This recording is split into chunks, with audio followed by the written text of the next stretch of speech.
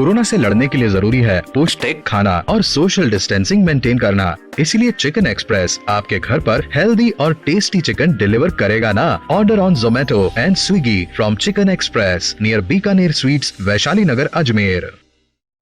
देखिए, एक तो ये पदभार अस्थायी पदभार है, आप सब जानते हैं। जैसी परिस्थितियां हैं, बहुत ही दुर्भाग्यपूर्ण जो परिस्थितियां इस विश्वविद्यालय के सामने दरपेश आई, तो शासन ने चाहा कि मैं इसका कार्यभार संभालूं अस्थायी तौर पे।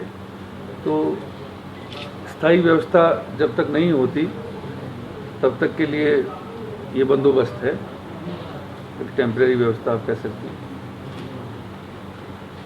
तो उसमें अस्थायी काम संभालने की अपनी सीमाएं हैं।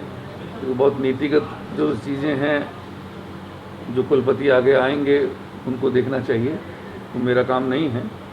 लेकिन विश्वविद्यालय का रोज़ बरोज़ का जो काम है वो सुचारू हो और आगे इस तरह की स्थितियां सामने न आए जिनकी वजह से नीचा देखना पड़े।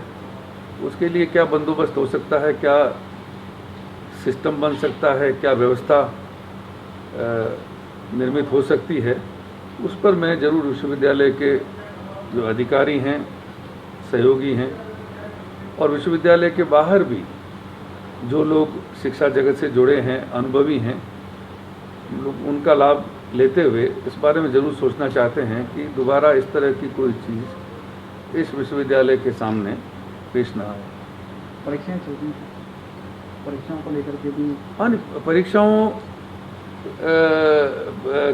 का एक संकट सारे देश में है कोरोना की वजह से। वो इस विश्वविद्यालय के सामने भी मुश्किलें हैं, लेकिन उन मुश्किलों के बावजूद काम किस तरह से सुचारू हो। आज एक बैठक मैंने रखी है भाई आप लोगों से बात करने के बाद में, जिसमें रजिस्ट्रार भी होंगे और वित्त नियंत्रक भी होंगे और उनके साथ में जो परीक्षा नियंत्रक हैं वो भी होंगे। तो इन तीनों वरिष्ठ अधिकारियों के साथ मिल कर के और अलग अलग मुद्दों पे चर्चा होगी। उसमें परीक्षा का नियंत्रक भी इसलिए शामिल हैं कि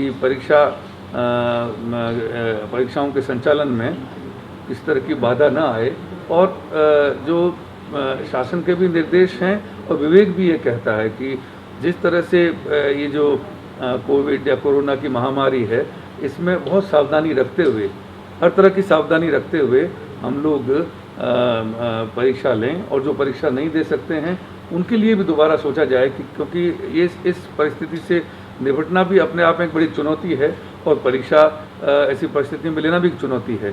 तो मुझको लगता है कि यहाँ विश्वविद्यालय के जो जिम्मेदार अधिकारी हैं वो इसमें कोई भी दिक्कत नहीं पेश आने देंगे।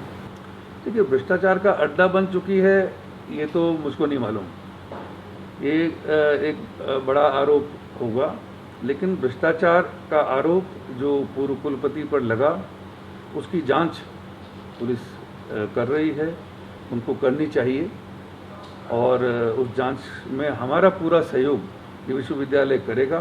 क्योंकि मेरा ये साफ मानना है कि अगर एक कुलपति पर लांछन लगता है तो सभी कुलपतियों को नीचा देखना पड़ता है। अगर एक विश्वविद्यालय की साख पर, प्रतिष्ठा पर उंगली उठती है तो सारे विश्वविद्यालय जो हैं उनमें वो सकपका जाते हैं। क्योंकि विश्वविद्यालय भ्रष्टाचार के अड्डे नहीं हो सकते हैं, वो ज्ञान के मंदिर हैं। तो इस किस्म की चीज़ सामने आई है, कितनी उसमें सच्चाई है उसको जांचना पुलिस का काम है, लेकिन पूरे विश्वविद्यालय को भ्रष्टाचार का अड्डा ठहराना मैं नहीं मानता हूँ कि उचित है। और अगर है तो जांच के बाद इस चीज़ को वो लोग पुष्ट करेंगे।